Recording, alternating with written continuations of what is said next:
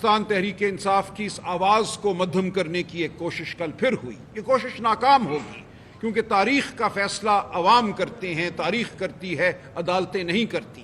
پاکستان کی تاریخ کے بہت سے فیصلے ہیں جہاں بظاہر جمہوریت کے لیے لڑنے والا ہارا. مولوی تمیز الدین کا مقدمہ ہمارے سامنے ہے 1954-1955 کا، جب اس اسمبلی کو 1954 میں غیر قانونی طور پہ تحلیل کیا گیا. جب آئین بننے کو تھا 2 دن بعد اسمبلی کا سیشن تھا جس میں آئین پاکستان کو منظور کیا جانا تھا. 2 دن پہلے گورنر جنرل نے اسمبلی تحلیل کر دی. معاملہ عدالتوں میں گیا. سندھ ہائی کورٹ میں جسٹس آرچسن جو ایک انگریز کے زمانے کا جج موجود تھا، اس نے انصاف کیا اور اس نے کہا یہ اسمبلی کی تحلیل غلط تھی. جب معاملہ فیڈرل کورٹ سپریم کورٹ میں آتا ہے تو اس کو بدل دیا جاتا ہے اکثر اور کہا جاتا ہے کہ اسمبلی کی تحلیل کو ہم نہیں چھیڑیں گے. اور اس اسمبلی کی تحلیل کی وجہ سے پاکستان دہائیوں پیچھے چلا جاتا ہے. اس دن کو آج دن تک کہا جاتا ہے پاکستان میں جمہوریت کے قتل کا دن.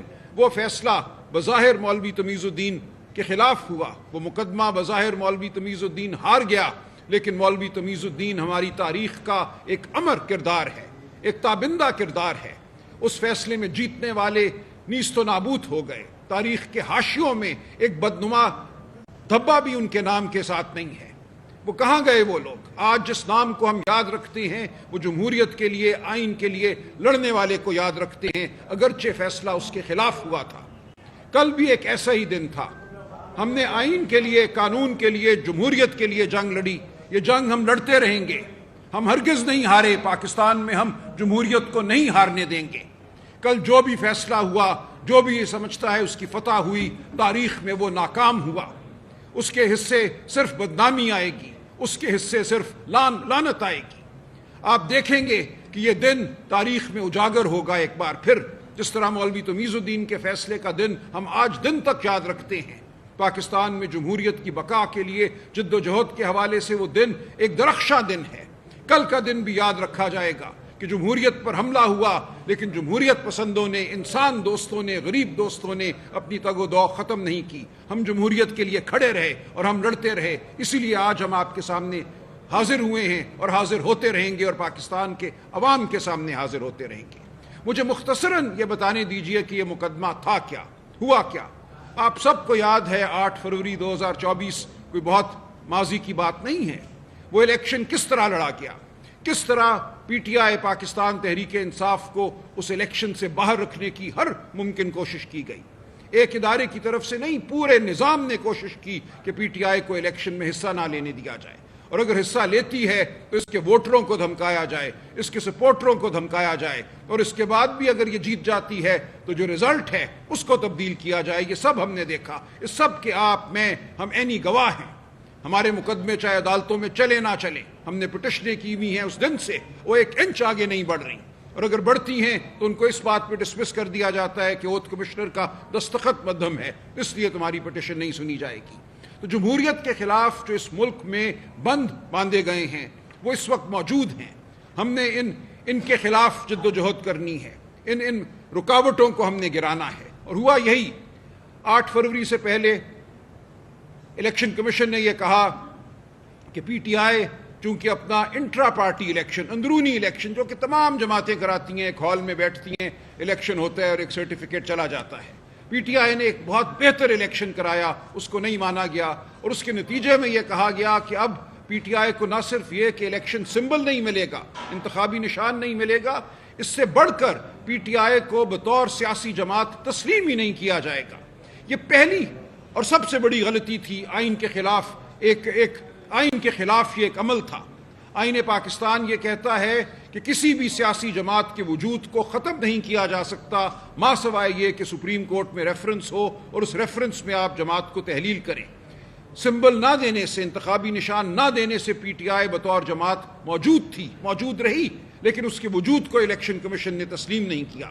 ہم جب کاغذات نامزدگی داخل کرانے جاتے تھے تو آرو حضرات ہمیں یہ کہتے تھے پی ٹی آئی کا ذکر نکال دو، پی ٹی آئی سے اپنی جو تمہاری افیلیشن ہے، جو تمہاری مناسبت ہے، اس کو ختم کر دو، ورنہ تمہارے کاغذات قبول نہیں کیے جائیں گے. اور ایسا ہی ہوا. بہت سے دوستوں نے، بہت سے کینڈیڈیٹس نے یہی کیا کہ اپنے کاغذات نامزدگی میں پی ٹی آئی کا ذکر نہیں کیا. کچھ نے پھر بھی کیا. لیکن یہ ایک ایسی صورتحال تھی جو بے یقینی کی صورتحال تھی، اور یہ بے یقینی مکمل طور پہ الیکشن کمیشن کے فیصلوں اور ان کے رولز کی وجہ سے پیدا ہوئی جو کہ غیر آئینی تھے۔ اس کے بعد جب خواتین اور غیر مسلم دوستوں کی لسٹیں جمع کرانے کا مرحلہ آیا تو پھر یہی کہا گیا کہ ہم پی ٹی آئی کی جانب سے لسٹیں نہیں لیں گے۔ ہمیں ہائی کورٹ جانا پڑا یہاں پنجاب میں، اور عدالتوں سے فیصلے لے کر ہم نے پی ٹی آئی کی جانب سے خواتین اور غیر مسلموں کی مخصوص نشستوں کے لیے لسٹیں جمع کرائیں۔ یہ سب ہو جاتا ہے۔ پھر آپ نے دیکھا پشاور ہائی کورٹ ہمارے حق میں فیصلہ کرتا ہے۔ پشاور ہائی کورٹ یہ کہتا ہے کہ پی ٹی آئی جماعت ہے، پی ٹی آئی کو الیکشن سمبل بھی دو۔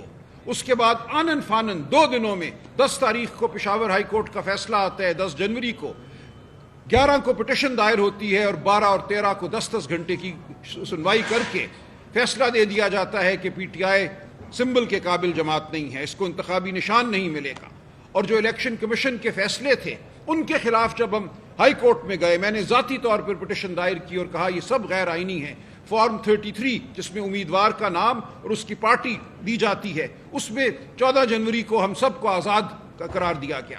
اس کے خلاف ہم عدالت میں گئے، عدالت نے ہمارا مقدمہ سننے سے انکار کر دیا۔ لاہور ہائی کورٹ نے کہا آپ الیکشن کمیشن جائیے۔ ہم اس فیصلے کے خلاف سپریم کورٹ گئے، 2 دفعہ پٹیشن میں نے خود فائل کی، دونوں دفعہ واپس کر دی گئی کہ یہ ہم پٹیشن اس قابل نہیں سمجھتے کہ اس کو سنیں۔ تو ہمیں باہر رکھا گیا، ہر سطح پہ ہمیں باہر رکھا گیا۔ جب ہم نے دروازہ کھٹکھٹایا عدالت کا تو عدالت نے ہمارے منہ پہ وہ دروازہ دے مارا۔ ان تمام حالات میں 8 فروری کو تمام مشکلات کے باوجود پی ٹی آئی کے امیدوار ملک کی سب سے بڑی اکثریت لے کر پارلیمان میں نمودار ہوتے ہیں۔ ہمیں یہ کہا گیا کہ آپ چونکہ آزاد ہیں اس لیے 3 دن میں آپ کو کوئی جماعت اب جوائن کرنا ہے، کسی جماعت میں شمولیت اختیار کرنی ہے، ہم آپ کو پی ٹی آئی نہیں مانتے۔ اس صورتحال کے ہوتے ہوئے ہمارے جو امیدوار تھے پی ٹی آئی کے، انہوں نے جبر کے تحت سنی اتحاد کونسل کے حوالے سے ایفیڈیوٹ جمع کرائے اور کہا کہ ہم سنی اتحاد کونسل جوائن کرتے ہیں۔ اور اس لیے یہ کیا گیا کہ 2018 کے الیکشن میں بلوچستان عوامی پارٹی کی کوئی نشست نہیں تھی کے پی اسمبلی میں، آزاد امیدواران نے اس پارٹی کو جوائن کیا اور اس کو نشستیں دی گئیں، مخصوص نشستیں خواتین کی اور غیر مسلموں کی بلوچستان عوامی پارٹی کو دی گئیں، اس کے باوجود کہ اس پارٹی نے الیکشن سے پہلے کوئی لسٹ جمع نہیں کرائی تھی۔ تو اس مثال کی بنیاد پر ہم نے بھی یہی کیا، سنی اتحاد کونسل جوائن کی، اور ہم نے کہا کہ اب ہمیں مخصوص نشستیں دی جائیں۔ ہمیں مخصوص نشستیں نہیں دی الیکشن کمیشن نے، اس کے خلاف ہم پشاور ہائی کورٹ گئے۔ پشاور ہائی کورٹ نے الیکشن کمیشن کا فیصلہ بحال رکھا۔ اس کے خلاف ہم سپریم کورٹ آئے، اور سپریم کورٹ نے 8 جولائی 2024 کو ایک تاریخی فیصلہ دیا جس میں 8 جج صاحبان کی اکثریت نے 13 ممبر بینچ میں یہ کہا کہ ہمیں حقیقت کا ادراک کرنا ہے۔ سن لیجئے یہ فیصلہ کیا تھا 12 جولائی 2024 کا جس کو کل رد کیا گیا ہے۔ یہ پاکستان کی تاریخ کا ایک اہم ترین فیصلہ تھا۔ میں عرض کروں پاکستان کی تاریخ میں صرف 2 فیصلے ایسے ہوئے ہیں جنہوں نے جبر کے خلاف حق کی، آئین کی حمایت کی ہے۔ باقی تمام فیصلے تب ہوتے ہیں جب جبر ختم ہو گیا ہوتا ہے، جابر چلا گیا ہوتا ہے، منظر سے ہٹ گیا ہوتا ہے، اس کے بعد ہمارا سپریم کورٹ آئین کا بہت تذکرہ کرتا ہے۔ لیکن صرف 2 فیصلے ہماری 78 سالہ تاریخ میں ایسے ہیں جہاں وہ فیصلہ دیا گیا جو جابر کے عزائم کے خلاف تھا۔ پہلا فیصلہ 1988 میں ہے، بے نظیر بھٹو ورسز دی پریزیڈنٹ۔ جولائی 1988 میں یہ فیصلہ آتا ہے۔ صدر ضیاء الحق ابھی حیات تھے، قابض تھے نظام پر۔ انہوں نے ایک حکم جاری کیا کہ تمام سیاسی جماعتوں کو اثر نو رجسٹریشن کرانا ہوگی الیکشن میں حصہ لینے کے لیے، اور مقصد یہی تھا کہ پیپلز پارٹی کو الیکشن سے باہر کیا جائے۔ اس وقت کی سپریم کورٹ نے اس فیصلے کو رد کیا ضیاء الحق کے، اور کہا کہ آپ پیپلز پارٹی کو الیکشن سے باہر نہیں رکھ سکتے۔ یہ پہلا فیصلہ تھا پاکستان کی تاریخ کا جو جابر کے ہوتے ہوئے جبر کے خلاف دیا گیا۔ دوسرا فیصلہ 12 جولائی 2024 کو آیا۔ جو 8 جج صاحبان تھے انہوں نے پاکستان کی جمہوری حقیقت کا ادراک کیا۔ انہوں نے کہا کہ پی ٹی آئی کو ایک منصوبے کے تحت 8 فروری کے الیکشن سے باہر رکھنے کی کوشش کی گئی۔ پی ٹی آئی کے امیدواروں کو ایک منصوبے کے تحت جس کا حصہ الیکشن کمیشن تھا، پی ٹی آئی کا امیدوار نہیں مانا گیا، ان کو آزاد قرار دیا گیا۔ ہم حقیقت کو دیکھیں گے۔ یہ حقیقت ظاہر ہے، افشاں ہے کہ لوگوں نے 80 کی تعداد میں آزاد امیدواروں کو ووٹ نہیں دیے۔ یہ سب لوگ پی ٹی آئی کے امیدوار تھے۔ ان سب لوگوں کے نام پی ٹی آئی کی شائع شدہ لسٹوں میں موجود تھے. لہٰذا 8 جج صاحبان نے یہ کہا کہ اب ہم موقع دیتے ہیں ان 80 لوگوں کو جنہوں نے منتخب ہونے کے بعد آزاد امیدوار کے طور پہ منتخب ہونے کے بعد ایک دن سنی اتحاد کونسل کو جوائن کیا پی ٹی آئی کے حکم پر کہ یہ اپنے اپنے ایفیڈیوٹ جمع کرائیں الیکشن کمیشن میں، اور پی ٹی آئی بھی اپنا ایفیڈیوٹ جمع کرائے کہ یہ پی ٹی آئی کے اراکین ہیں. تو ان کو پی ٹی آئی